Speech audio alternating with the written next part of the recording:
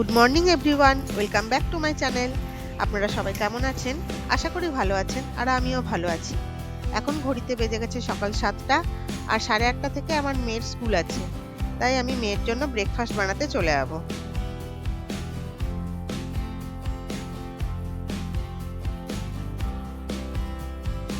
আজকে ভেবেছি মেয়েকে চিড়ে, কলা, দুধ, খেজুর এইসব দিয়ে একটা স্মুদি বানিয়ে দেবো।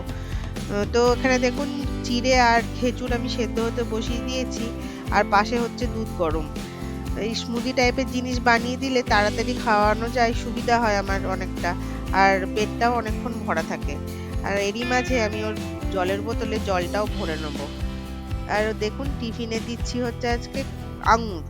এই আঙুরগুলো খেতেও ভীষণ ভালোবাসে, কিন্তু আঙুরগুলো একটা প্রবলেম, এই আঙুরগুলোতে প্রচণ্ড বীজ থাকে।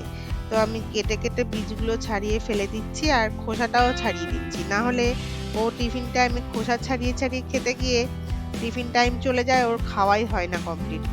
প্রত্যেকদিন দেখি অর্ধেক করে টিফিন বাড়ি নিয়ে আসে। তো আমি খোসাটা ছাড়িয়ে দিলে দেখি সেদিন ফিনিশ করে নিয়ে আসে, তাই আমার একটু টাইম লাগলেও আমি খোসাগুলো ছাড়িয়ে দিচ্ছি।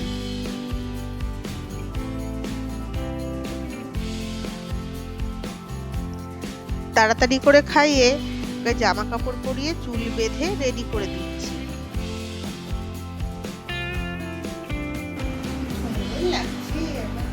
আয়ুষি, কোথায় যাচ্ছ? স্কুলে যাচ্ছ? চলো চলো, ব্যাগ নাও, তোমার ব্যাগ নাও, ব্যাগ নাও, ওই দেখো ব্যাগ।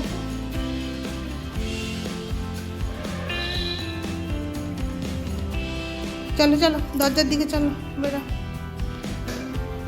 চলো চলো চলো চলো চলো।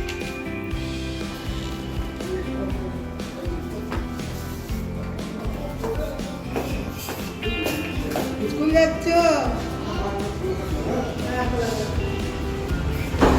তাড়াতাড়ি চলে আসো। হ্যাঁ হ্যাঁ, টিফিন দিচ্ছে। ওরে বাবারে, চলো চলো চলো, তাড়াতাড়ি চলে আসবে।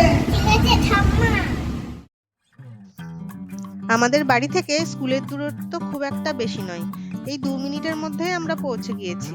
তো ওকে স্কুলে দিয়ে আসার পথে আমার হাজবেন্ড বললো, চলো একটা দোকানে খুব সুন্দর চা করে, চা খেয়ে আসি।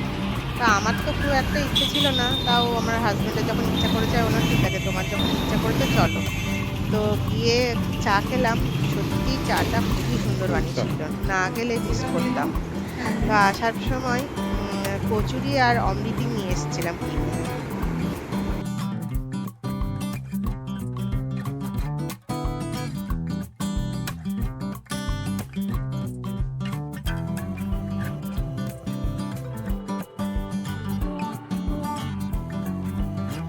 সবার সাথে গরম গরম কচুরি আর অমৃতি দিয়ে ব্রেকফাস্টটা বেশ ভালোই হলো।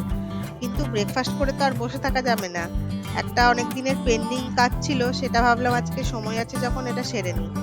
তো আমাদের সুর একটা অনেকদিন ধরেই মানে পুরনো জুতো, বাতিল জুতো, ভালো জুতো, সব জুতোতে ভর্তি হয়ে পড়েছিল, আর নতুন জুতো রাখার সেরকম জায়গা ছিল না।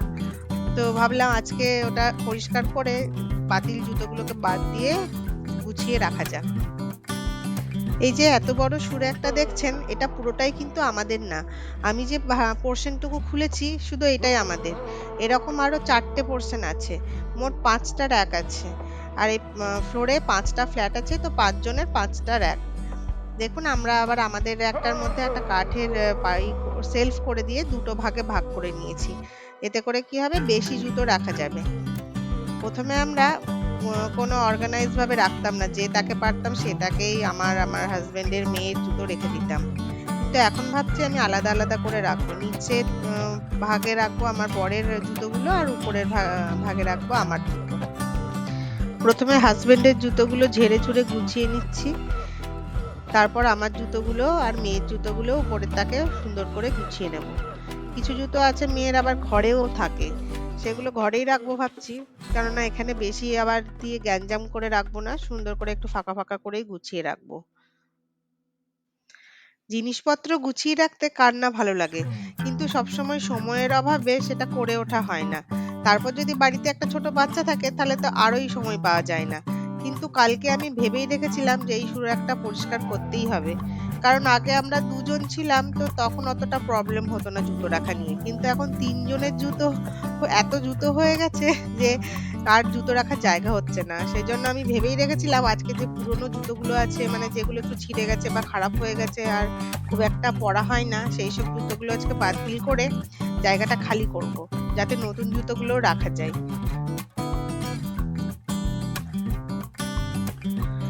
দেখুন সুন্দরভাবে গোছানো হয়ে গিয়েছে।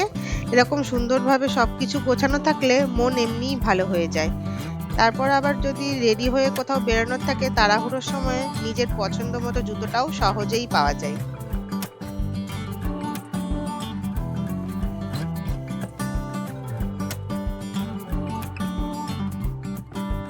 বাদ দিয়ে দেওয়া জুতোগুলো আমি একটা প্যাকেটে ভরে রেখে দিচ্ছি।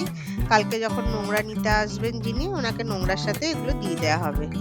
তো আমি কাজ করছি দেখে আমার হাজবেন্ড আবার আমাকে হেল্প করার জন্য এসছে এখানে সামনেটা একটু ঝাড় দিয়ে দিতে।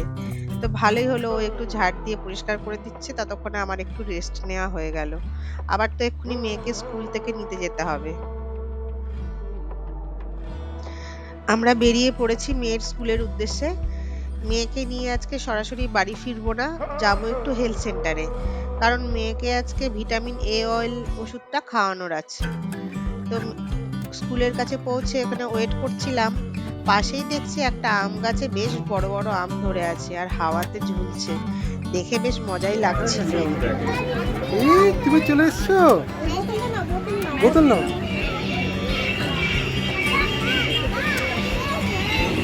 তুমি চলে এসছো, ভেরি গুড।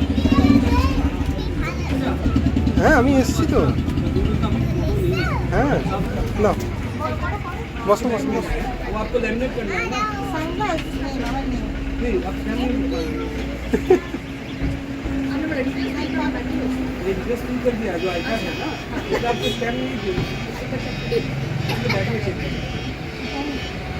अरे बाबा, होमवर्क दिया है, हाँ आज होमवर्क करा के कल बुक सबमिट ठीक। बाबा उसका एंड भेजना मत। बाबा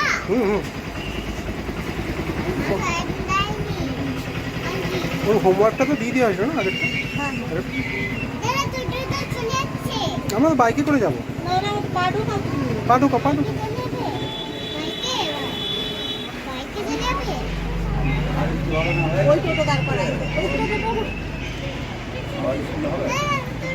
ছোটো দাঁড়া দাঁড়া, বাইকে যাবো আজকে। চলো।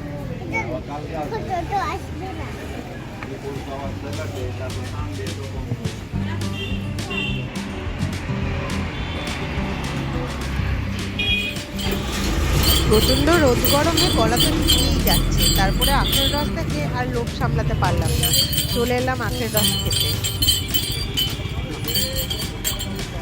বড় দিন।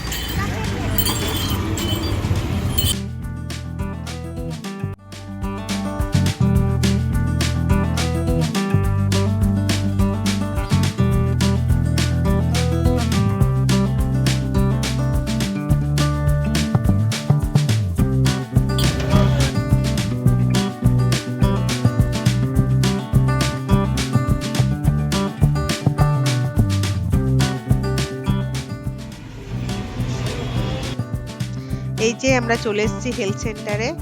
এসে দেখি হেলথ সেন্টারে মোটামুটি ভিড় রয়েছে, কিন্তু আমাদের বেশিক্ষণ ওয়েট করতে হয়নি, এই 5 মিনিটের মধ্যেই ওর ওষুধটা খাওয়ানো হয়ে গিয়েছিল।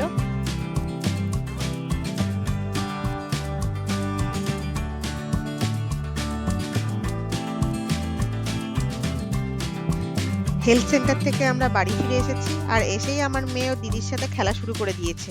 আসলে ওর দিদি তো এখানে থাকে না, অনেকদিন পর এসেছে, তো আমার মেয়ে ওকে 1 মিনিটের জন্য হাতছাড়া করছে না। তো ওরা খেলা করুক, আর আমি আমার অনেক কাজ জমে আছে সেগুলো সেরে নিচ্ছি, আর ভিডিওটা আমি এখানেই শেষ করছি। আপনাদের কেমন লাগলো ভিডিওটি অবশ্যই কমেন্ট করে জানাবেন, আর ভালো লেগে থাকলে সাবস্ক্রাইব করে দেবেন। আপনারা ভালো থাকবেন, সুস্থ থাকবেন, দেখা হবে আবার একটা পরবর্তী ভিডিওতে। ততক্ষণের জন্য বাই বাই।